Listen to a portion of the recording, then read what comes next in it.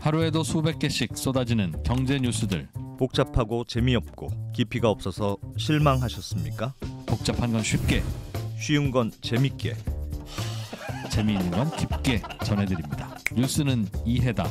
언더스탠딩. 유튜브에서 언더스탠딩을 검색하세요. 좋아요 안 누른 당신 부끄럽군요. 구독 누르세요. 장성 기자님, 어서 오세요. 네, 안녕하세요. 네, 보험회사가 위험하다. 뭐가 위험합니까? 뭐 나중에 보면 아시겠지만 위험한지 안 위험한지 네, 좀 네. 자세히 설명을 드릴게요. 예, 그 오늘 나온 뉴스인데 하나 이제 소개해 드릴게요. 예. 화면 잠깐만 보여주세요. 이 제목만 보면 그렇죠. 하나생명도 턱걸이, 뭐 급락 어쩌나. 네. 하나생명이 우리나라 생명보험사 중에서 3위 안에 드는 큰 회사인데 네. 뭔가 뉴스만 보면 큰일이 날 것 같습니다. 뭐 다른 뉴스도 비슷한데 지급 여력 비율이 급락해서 보험사들이 어렵다, 뭐 이런 뉴스들이 최근에 많이 나오고 있어요. 예.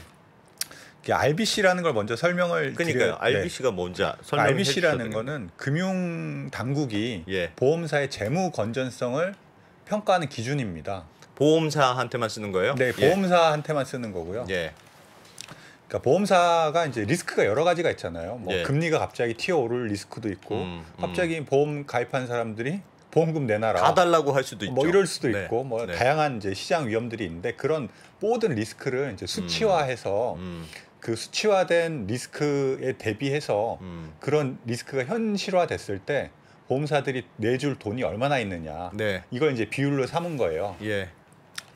그래서 그 RBC 비율이 금감원에서 한 150%, 뭐 예를 들어서 한 100 정도 갑자기 고객들이 보험금을 내놔라, 혹은 뭐 시장의 위험이 치솟아서 네. 또 100 정도의 위험이 생겼다 치면 그거를 한 1.5배 정도는 갖고 있어라.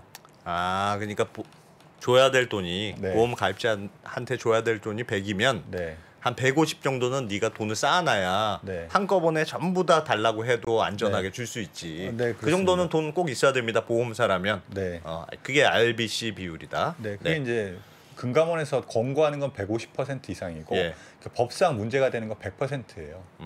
100% 아래로 떨어지면 네. 적기 시정 조치라고 해서 예. 뭐 그 비율에 따라서 강도가 좀 점점 세지는데 뭐 100% 언저리에 있을 때는 뭐 배당도 좀 하지 말아라, 뭐 이렇게 하다가 비율이 점점 더 떨어지면 이거 경영진을 바꿔야겠네, 이 경영진으로는 하면 안 되겠어. 아, 이런 그런 하고. 것도 공고를 해요? 회사도 매각하는, 그러니까 경영에 개입을 하게 됩니다. 금융당국이. 네. 하여튼 이런 강력한 조치들을 할 수 있는 그 잣대인데요. 그러니까 네. 보험사 입장에서는 이 비율을 무조건 맞춰야 되겠네. 무조건 맞추고, 예. 그보다 혹시 또 뭐 무슨 이벤트가 있어서 떨어질지 모르니까 적어도 한 150%보다는 좀 높게 한 200% 언저리에 맞춰 놓고 있어요. 예. 근데 이게 최근에 어떤 상황 때문에 음. 그 RBC 비율이 계속 떨어지고 있거든요. 예. 이 그래프를 하나 보여드릴게요. 이게 이제 지난 12월 기준인데 평균 그 보험사 전체 보험사 평균이 한 246 정도 되니까 예. 권고보다는 아직은 높은데 네. 추이가 중요해요. 추이가 계속 떨어지고 있지 않습니까? 오. 뭐 저게 지금 뭐예요? 위에 있는 파란색이 이제 생명보험회사고. 네. 그러니까 평균이 한 246대인데 평균이 저 정도니까 좀 낮은 회사들은 네. 150%보다 조금 높은 수준에 지금 많이 있어요. 예를 들어 간당. 네, 뭐 DB생명이나 흥국생명, 예. 뭐 하나생명, 예. 뭐 흥국화재, 롯데손해보험 이런 곳들이 조금 하위권. 네, 160에서 한 보험사들이네. 180% 사이에 있는데 이제 문제는 저게 이제 12월 기준이란 말이에요. 예. 근데 최근 한 석 달 사이에 그 금리가 많이 튀었어요. 네. 뭐 이따 조금 이따 더 자세히 설명을 해드리겠지만 채권 금리가 많이 오르면 보험사들은 상당히 불리한 상황이거든요. 이 RBC 비율을 이제 책정하는데. 그래서 최근 예. 3개월 사이에 금리가 많이 튀어 오르면서 네. 이 RBC 비율이 많이 떨어졌을 거다. 그래서 정말 그 경고장을 받을 수 있는 150% 언저리에 있는 곳들이 훨씬 더 많이 생길 수 있다라는 불안감이 생기는 거죠. 그렇게 되면 아까 말씀드렸듯이 그런 일종의 약간 빨간불이, 재무 건전성에 빨간불이 들어오고 네. 뭐 곧 금감원에서 어떤 액션을 할 수도 있는 그런 이제 위험한 단계에 진입하는 거죠. 이게 왜 그래요? 왜 이런 문제가 갑자기 생겼어요? 뭘 잘못했어요? 그러니까 뭐 잘못하고 잘한 건 아닌데요. 네. 이제 혼내줍시다. 네. 이제 무슨 문제가 있을까요? 보험회사에. 예. 이제 보험회사들이 좀 특수성이 있어요. 이제 네. 회계 기준에 우리나라 회계 이제 기준에 보면 보험 그 어떤 회사든지 왜 뭐 채권이나 주식에 투자할 수 있지 않습니까? 예. 이거를 이제 증권에 투자하는 건데 네. 이거를 만기까지 쭉 들고 채권 같은 경우에 만기까지 쭉 그러니까 우리는 이거 안 판다 이렇게 네. 분류할 수 있습니다. 이거는 네. 이제 만기 보유 증권. 아, 네. 그다음에 중간에 언제든지 사고 팔 수 있는 이제 매도 가능 증권 이렇게 분류를 할 수가 있어요. 그러니까 똑같은 증권, 그러니까 보험회사가 네. 채권을 많이 사놓는데 네, 네, 이 채권은 네. 내가 무조건 만기까지 가져갈 거야 하는 네. 채권으로 얘는 만기까지 가져가래, 얘는 중간에 팔 수도 있는 애 이렇게 네. 나눈다는 뜻이네요. 네, 예. 그렇죠. 그렇게 나눌 수 있는데 네. 그 보험사들은 네. 그 뭐 예를 들어서 자산이 100 고객들한테 보험 료를 보험, 받잖아요. 예. 그 받은 돈의 한 90% 가까이는 채권, 게다가 이제 장기 채권을 많이 사둡니다. 예. 보험사들은 오랜 기간 그 자산을 굴려서 고객들이 이제 돌려달라 그럴 때 되돌려 줘야 되니까 예. 그런 식으로 많이 자산을 운영하는데 예. 과거에는 이거를 네. 이제 만기까지 주로 들고 가는 만기 보유 증권으로 많이 보유를 해놨어요. 예. 근데 이제 최근에 이거를 이제 중간에 팔 수 있는 매도 가능 증권. 매도 가능 증권으로 많이 바꿨는데 이 채권 금리와 가격은 반대로 움직이거든요. 예. 지금 최근에 이제 금리를 잠깐 보여드리면 예. 최근에 이게 금리 상황이거든요. 우리나라 이제 10년물 국채 금리인데 화면 잠깐 보여주세요. 이게 10년물 국채 금리인데 많이 뭐 올랐겠죠. 작년 하반기부터 어마어마하게 올랐습니다. 이러다 예. 보니까 이런 이제 보험사들이 갖고 있는 채권의 가치들이 많이 하락하면서 이제 지금 말씀드렸던 이제 RBC 비율이 급락하는 이런 상황이 벌어지는 거죠. 그 아까 전에 얘기했던 그 매도 가능 증권 만기 보유 그건 무슨 얘기예요, 그럼?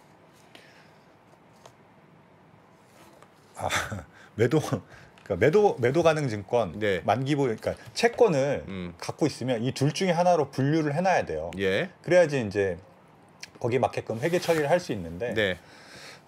이제 만기 보유 증권으로 해놓으면 예. 이거는 이제 금리와 상관이 없습니다. 그러니까 금리 변화, 그러니까 만기 보유 채권으로 분류를 해두면 이 가격의 평가를 하는 거를, 그러니까 이거는 이제 만기 때까지 파는 걸로 봐서 중간에 어떤 금리 변화에 상관이 없어요. 만기 보유 채권으로 분류해 놓으면 그렇죠. 금리가 그렇게, 뛰던 안 뛰던 네. 만기까지 일정한 이제 회계 처리 방식에 의해서 이제 가치를 평가하는데 예. 문제는 이거를 매도 가능 증권으로 분류해 두면 문제가 생길 수 있습니다. 그러니까 어떤 거냐면은 매도 가능 증권이 되면 그때부터는 이 가치를 시가로 평가를 하거든요. 네. 그러니까 금리가 오르거나 내리거나 할 때마다 그 보험사가 갖고 있는 채권의 가치가 달라지는 거죠. 그런데 최근에 이 채권 금리가 팍 튀었고 네. 결과적으로 이제 가격과 금리는 반대로 움직이다 말씀드렸잖아요. 네. 그러다 네. 보니까 이제 보험사들이 중간에 매도 가능 증권으로 보유했던 그 채권의 가치가 급격히 하락하면서 그렇게 되면 이거를 이제 자본에 반영을 해야 되거든요. 평가 손실로. 그러면서 이제 이 RBC 비율이 급격하게 떨어지는 이런 이제 상황을 맞은 거죠. 그러니까 매도 가능 증권으로 하면 네. 매도 가능 증권으로 바뀌면 네. 이거는 지금 언제든 팔 수 있는 채권이니까 네. 시중의 금리를 반영해서 평가해야 된다. 네. 근데 네. 최근에 금리가 많이 올랐으니까 네. 많이 그러니까 아까지가 아니고 뭐지? 평가 손실. 네, 평가 손실이 난 걸로 계산한다. 이런 네. 뜻이네요. 네, 네, 그렇습니다. 그러니까 보험회사가 갖고 있는 채권은 우리 아이들 장난감 중에 변신 로봇 있죠? 근데 언제 오셨어요? 계속 있었어요. 네, 네. 그러니까 로봇이기도 하고 네. 자동차이기도 하고 요즘 이걸로 서로 왔다 갔다 변신하더군요. 네. 그러니까 자동차로 쓸 때는 자동차로 변신해서 자동차를 썼다가 했다가 다시 지구를 지켜야 하면 로봇으로 변신해야 되는 네. 할 수 있는 건데 왔다 갔다 할 수 있다는 거네. 그러니까 보험회사는. 그렇죠. 그러니까 저 매도 가능 증권으로 만들어 놓는 게 평가에 유리할 때는 매도 가능 그쪽으로 쭉 증권을 갔다가 했다가 뭐 아니야 우리는 만기 보유로 하는 게 유리해라고 할 때는 그쪽으로 그걸 갔다가 더 젖혀줄 때는 만기 보유로 했다가 왔다 갔다 한다는 건데 네. 근데 궁금한 건 지금 매도 가능 증권으로 해놨다가 금리가 올라가는 바람에 이 평가액이 떨어져서 문제된다는 거잖아요. RBC 예. 그럼 다시 변신해서 다시 로봇으로 변신하면 되지. 빨리 해. 아이고 잘못했네. 만기 보유 증권으로 바꾸면 되잖아요. 네. 그럼 그 모르는구나 그거. 변신할 수 있다는 걸 모르는 거 아니야? 변신할 수 있어요. A가 B로 가는 게 되면 B가 다시 A로 가는 것도 된다고 알려주세요. 네. 네, 변신이 가능한데 네. 네. 이게 이제 바로바로 변신하면 안 되게끔 돼 있고 네. 한번 변신을 하면 변신한 해를 포함해서 3년간은 변신을 할 수 없도록 지금 법에 이제 규정이 돼 있습니다. 3년. 네.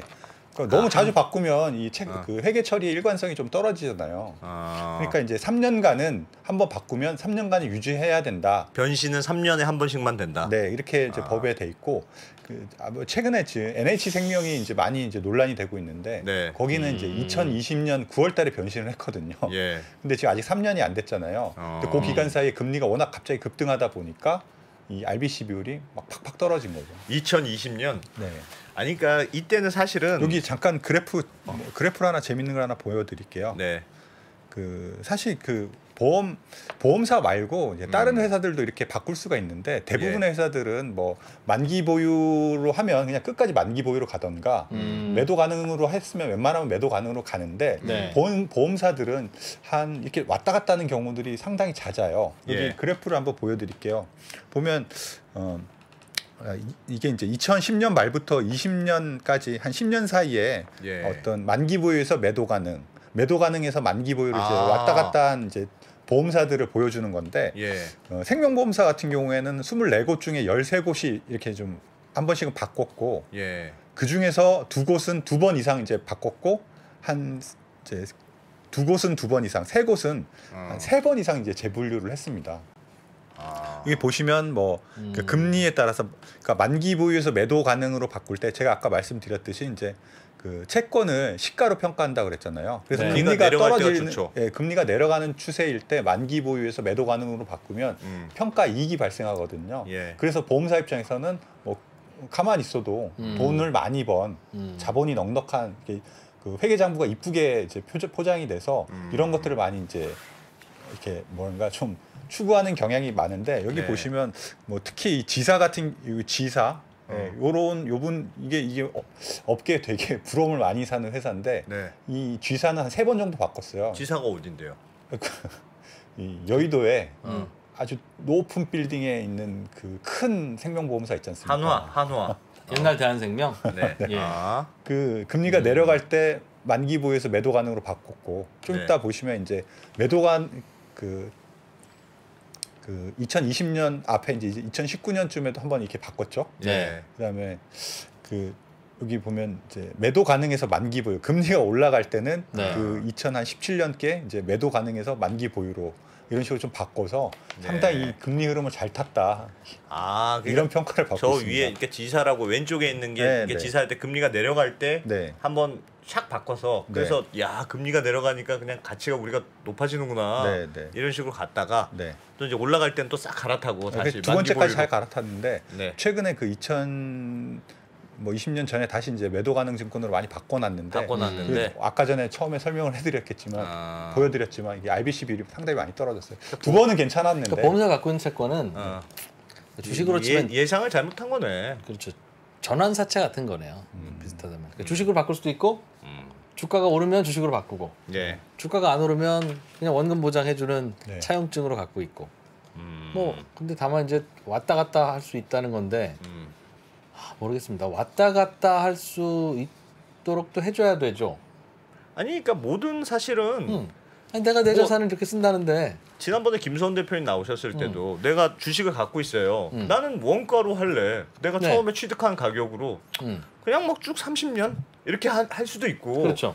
나는 시가로 평가하는 게 맞는 것 같습니다. 하고 할 수도 있고 자기가 선택할 수 있게 돼 있잖아요. 그러니까 예를 들면 채권도 마찬가지인 것 같아요. 그러니까 내가 그냥 원가로 네. 이건 만기까지 그냥 가는 거니까 그렇게 선택하는지 혹은 시가로 반영하는 게 난 정당하다고 생각한다. 그럼 시가로 반영. 선택할 수 있도록 회계제도는 돼 있는 건 같아요. 그러니까 그걸 이용해서 이제 보험회사들이 요게 유리할 것 같으면 이렇게 갔다가 네. 저게 유리할 거 하면 이렇게 갔다가 이제 분류를 열심히 이제 나름대로 해온 건데 이제 우리가 고민해야 될 건 그렇게 보험사들이 여기로 갔다가 저기로 갔다가 하면서 본인들 유리한 쪽으로 선택을 하는 게 뭐 그럴 수 있지. 뭐 그거 재산 가치가 있으니까 있다고 가는 거고 하니까 예, 그런 예. 쪽입니까? 아니면 야 RBC 비율이라고 하는 게 되게 중요한 건데. 보험사가 정말 안전한지를 알 수 있는 중요한 비율인데 이거 이런 식으로 왔다 갔다 하게 허용하면 근본적으로 이게 안전 세이프티가 흔들린다. 오히려 이건 왔다 갔다 못하게 해야 된다고 막아야 되는 거지. 지금은 할 수는 있는데 3년에 한 번씩만 하세요라고 하는 말은 어느 쪽도 아닌 지금 규정이잖아요. 그거 왔다 갔다 하는 게 나쁘다면 하지 못하게 막든가. 네. 아니면 왔다 갔다 하는 것도 괜찮아라고 하면 왔다 갔다 하면 어때요? 그걸 1년에 한 번씩 하면 어떻고 6개월에 한 번씩 하면 어때요? 그런 회계 기준의 일관성이 없잖아. 지금은 RBC 비율 고민하는 거라니까요. 이거는 더 중요한 개념이라서 아니면 보험사가 증자를 해야 되는데 그렇죠. 회계 할 거냐, 말 기준 거냐. 뭐 그 일관성 있는 거 고민할 때가 아니잖아요. 그러니 둘 중에 뭐냐 도대체 이거 본질을 좀 알아야 될 것 같은데 뭐인 것 같아요? 이게 이제 사실 보험사들이 이런 선택을 하는 거는 이제 RBC 제도의 허점이 좀 있어서 그래요. 예. 그러니까 RBC 제도라는 게 아까 이게 보험사가 얼마나 건전한지를 평가해서 이 비율이 떨어지면 그 자본 고관을 넉넉하게 하기 위해서 뭐 증자도 해야 되고 뭐 후순위채를 발행해서 신종 자본증권을 발행해서 이렇게 고관을 채워 넣어야 되는 그런 지표로 활용하는 거잖아요. 모자라면 증자를 해야 되니까요. 그러니까요. 자본을 확충해야죠. 그러니까 그 되게 중요한 지표인데 이게 이제 평가를 어떻게 하냐면은 자산은 시가로 평가하고 아까 말씀드렸듯이 매도 가능 증권으로 하면 시가로 평가하고 네. 부채는 원가로 평가해요. 산 가격에. 예. 그러다 보니까 이제 잣대가 다르다 보니까 평가가 좀 달리 이를 수 있잖아요. 그리고 예. 더 중요한 건 이제 만기 보유하고 매도 가능 이렇게 분류를 하는 방식에 따라서 그 RBC 비율을 확 높일 수 있잖아요. 예를 들어서 금리가 하락할 때 갖고 있던 이제 만기까지 보유하겠다고 했다가 금리가 내려갈 타이밍을 봐서 금리가 좀 많이 계속 떨어지겠다. 이렇게 금리 방향을 예측하면 그 만기 매도 증권을 대거 중간에 매도할 수 있는 매도 가능 증권을 바꿔 갈아타잖아요. 그러면 그 평가 이익이 나면서 자본이 확 불어나는 효과. 그래서 이제 RBC 비율이 아무것도 안 했는데 RBC 비율이 확 올라가게 되거든요. 물론 네. 그렇죠. 네, 지금 NH 생명이 아주 대표적인 경우인데 그 2020년 9월에 그때 한 그 재분류를 하기 전에 네. 그 RBC 비율이 한 190%밖에 안 됐어요. 예. 근데 이제 아무것도 안 하고 이렇게 분류만 달리 했는데 그 다음 분기에 RBC 비율이 거의 뭐 300%가 넘었었거든요. 그러니까 이런 식으로 이제 RBC 비율을 맞추기 위해서 이렇게 그 증권 재분류를 많이 활용하는 지금 그런 상황이거든요. 아까 말씀드렸듯이 뭔가 뭐 실적이 안 좋다거나 뭐 이렇게 위험이 더 커졌다거나 자산을 많이 더 훨씬 더 예전보다 많이 운영하면 위험이 커지잖아요. 금리 변동이나 그래서 이제 RBC 비율이 떨어지면 그걸 맞추려면 아주 전공법이라면은 뭐 대주주가 증자를 한다거나 뭐 비용이 좀 들겠지만 그 자본 그 후순위채를 찍는다든지 그렇게 해서 자본을 충족해야 되는데 네. 그러기엔 돈이 드니까 약간 요거 분류만 좀 잘하면 타이밍 좋게 그러면 이제 고관이 확 늘어나는 것처럼 보이니 뭐 돈이 많이 없거나 혹은 뭐 대주주의 지원을 받을 수 없는 뭐 중소형 보험사라든지 이런 것들은 이렇게 이제 매도 가능 증권, 이 만기 보유 증권 요 분류를 통해서 RBC 비율을 좀 맞춰보려는 이제 니즈가 많았다 이런 평가를 받고 있습니다. 약간 그런 느낌이네요. 그러니까 이게 들어보니까 예를 들면 회사가 돈을 벌어야 되는데 네. 돈이 없어요. 그럼 일단 주식 투자를 열심히 해. 그래서 주식 투자에서 수익률이 올라가면은 야 우리가 돈을 이렇게 벌었어.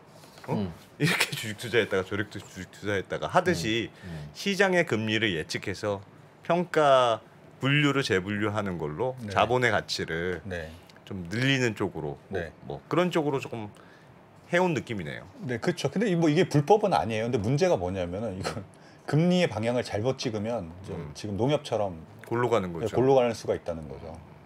그래서 지금 뭐 농협 같은 경우에는 작년 말에 자본이 한 4조 원 정도 가까이 됐는데 예. 지금 불과 석 달이 지났는데 거의 1조 6천억 원이 까졌어요. 이 자산 평가 이 재분류를 하나 잘못해서 예. 그만큼 어마어마한 타격을 입고 있는데 그러니까 이게 이제 그래서 이제 2023년부터는 이제 자산도 시가로 평가하고 부채도 시가로 평가하는 킥스라는 새로운 제도가 도입이 됩니다. 네. 그래서 이제 지금과 같은 뭐 금리의 방향에 베팅해서 그 뭐 만기 매도 증권이나 만기 매도나 이제 뭐 중간에 팔 수 있는 네. 매도 가능 매도 가능 증권 이렇게 분류를 통해서 이제 RBCB를 높이는 일종의 꼼수는 더 이상 쓰지는 못하게 됩니다. 내년부터는 2023년 이제 1월부터는. 근데 이제 문제는 이 제도가 내년에 시행되고 현재는 이제 RBC 제도가 이제 적용이 되니까 한 8개월 정도 이제 남아 있는데 그때 이제 RBC 비율이 지금 뭐 채권 금리가 3% 10년물 금리로 지금 3%가 넘었는데 뭐 4%까지 간다 뭐 이런 얘기도 계속 나오고 있잖아요. 그러면 그 8개월 동안에 뭐 RBC 비율이 작살이 날 테니까 막 지금 다들 아우성인 거죠. 우리 좀 살려달라 이 RBC 비율. 지금 뭐 그런 상황입니다. 보험사 구조가 그런 거군요. 본질적으로는 시가 평가를 하는 게 맞죠. 이 RBC 비율이라고 하는 걸 규제를 두는 이유가 어느 날 갑자기 고객들이 다 보험을 해약하러 오는 매우 확률 낮은 사건에도 대응할 수 해야 있어야 된다. 되니까. 그럼 어느 날 갑자기 고객들이 다 보험을 해약하러 오면 그 보험회사는 채권을 당연히 시가에 팔아야 될 거 아니겠어요. 예. 아이 고객 여러분 저는 이거 만기까지 보유하고 있을 거니까 만기 되면 오세요. 라고 하면 고객이 네 알겠습니다 하고 갑니까? 그렇죠. 그러니까 시가로 평가하는 게 하는 게 컨셉으로 맞네요. 컨셉으로 맞아요. 전체적인 회계의 방향도 웬만하면 다 시가로 하라. 지금 이게 RBC 비율을 들어보면 조금 이상해요. 왜냐하면 시가로 반영하긴 하는데 지금 밑에 있는 자본, 내가 쌓아야 되는 돈은 내가 약간 장난칠 수 있는 여지를 또 만들어놨어.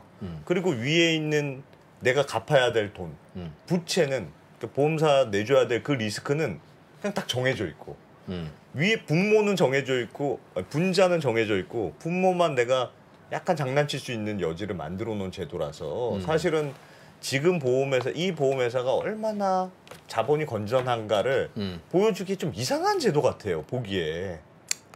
그렇죠. 근데 왜 그럴까요? 왜 그랬을까요? 왜 그랬어요? 편법인데요. 제가 알기로는 네. 우리나라 보험회사는 제대로 그 잣대 들이대면 제대로 망해야 되는 보험회사가 생겨요. 즉 옛날에 고금리를 약속하고 많이 고객들한테 받아왔다는 거예요. 예. 그러면 이거 잘 굴려줘야 되는데 잘 안 굴러가잖아요. 저금리 시대에는. 분명히 보면 이제 손실 나게 되어 있어요. 예. 그러니까 이 RBC 비율을 맞출 방법이 없죠. 맞출 방법이 없죠. 그러면 보험회사가 증자가 어디 쉽게 됩니까? 예. 그러니 이제 그럼 보험회사 문 닫게 해야 되는데 문 닫게 하기에는 너무 정치적인 부담도 강하고 하고 나면 이거 누가 떠안겠어요. 예. 어느 정부에서도 선택하기 왜 꼭 내 임기 때 해야 돼 이거? 그러니까 그래 그럼 이 RBC 비율 잘 맞출 수 있도록 요령을 하나 터줘. 저금리 시대에는 시가 평가로 하면 그 자산이 자꾸 줄어드는 걸로 나오니까 예. 만기 보유 증권으로도 바꿀 수 있게 해줘. 그러면 당장은 안 터지니까 그렇게 해서 뭐 유지하고 있는 뭐 그렇기도 하고 그리고 고객이 한꺼번에 찾으러 올 때 왜 150%를 유지해야 되는지도 잘 모르겠어요. 100%만 갖고 있으면 되는 거 아닙니까? 원래는 사실은 이론적으로는 100%만 기준도 지금 100%로는 돼 있어요. 근데 좀 넉넉하게 있어라 해서 150%로 하는 거는 같은데 커나가는 회사는 어디서 그 돈 나느냐는 거죠. 그러니 여러 가지 이제 모순과 고민들이 섞여서 만든 이리저리 덜컹덜컹하는 편법들이 있었던 거가 손 보려고 하니까 이제 골치 아파지는. 내년에는 뭐 새로운 뭐 킥스 제도가 도입된다니까 그거는 어쨌든 분모 장순원 기자 말씀하셨던 대로 분모 분자가 다 시가로 평가하는 거니까 고객한테 줄 돈도 시가 평가한다. 조금 그러면 제 생각엔 보험회사가 갖고 있는 현재 있어야 건전성이 조금 더 잘 드러나긴 그렇겠죠. 할 거는 같아요. 고금리 시대가 오면 지금 있는 돈으로도 더 고금리로 굴릴 수 있으니까 뭐 그걸 반영해 주자는 거겠죠. 그러니까 자꾸 이게 채팅창에서도 이제 보험회사 망하는 겁니까? 지금도 미래 있는 발다분이 막 망하는 건가? 사실 그 회사의 본질적인 가치는 달라진 건 없죠. 그 보험회사 같은 경우에는 장기 채권을 갖고 있는데 이거를 뭐 매도 가능으로 분류를 하던 저기 만기 보유로 분류하건 대부분 만기까지 갖고 가는 비율이 많거든요. 그래서 이제 본질적인 가치는 달라지지 않는데 그 재분류 때문에 이제 회계적인 가치가 조금 뭐 안 좋아 보이기도 하고 좋아 보이기도 하는데 가치가 달라진 건 아니고 뭐 그런 면에서 이제 약간의 혼란이 있을 수 있는 거죠. RBC 비율이 떨어져서 보험사가 뭐 위험한 거야 이렇게 생각하면 뭐 지금 뭐 꼭 그런 상황은 위험한 아니다. 건 네. 아니고요. 네. 근데 본질적으로 보험회사는 폰지입니다. 본질적으로는 폰지입니다. 이렇게 돈 받아다가 이 사람 먼저 내주고 그렇죠. 저 사람 먼저 내주고 하는 거죠. 나중에 이제 들어올 사람들이 낼 네. 돈으로 네. 주는 건데 네. 이제 이미 낸 사람들이 기업들이 갖고 있는 돈으로 굴려서 주는 게 맞지만 말씀하신 대로 금리가 이렇게 문제가 생기거나 하면 장기적으로 우리는 항상 보호해 줄 수 있습니다라고 얘기할 수 있는 보험사가 없어요. 그러니까요.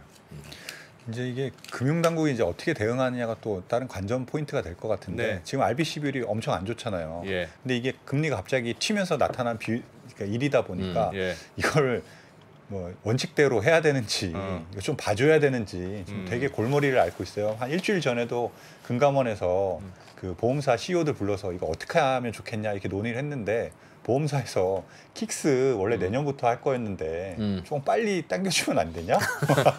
진짜 마음대로다. 뭐 아니면 이거 숫자를 저기 계산하는 방식을 조금 바꾸면 그 RBC 비율 조금 바꿀 수 있는데 그런 것 좀 해주면 안 되냐? 뭐 이런 다양한 건의를 했다고 해요. 근데 감독 당국도 옛날 같았으면 뭐 단칼에 잘랐을 텐데 지금 뭐 한두 군데가 그런 이제 어려움을 겪는 것도 아니고 이제 내년 1월 1일부터 말씀하신 그 킥스로 바뀌면 이 비율이 건전성 비율이 이제 둘 다 시가 평가를 하면 조금 개선될 여지가 많거든요. 그러다 보니까 이걸 조금 봐줘야 되나? 뭐 이런 고민을 하고 있다고 해요. 왜 얼마 전에 뮤직하우도 불법이긴 한데 사람들이 많이 쓰니까 한 6개월 사이에 뭔가 좀 해결책을 만들어봐. 저는 이렇게 이런 방식으로 해결하는 건 진짜 안 좋은 것 같아.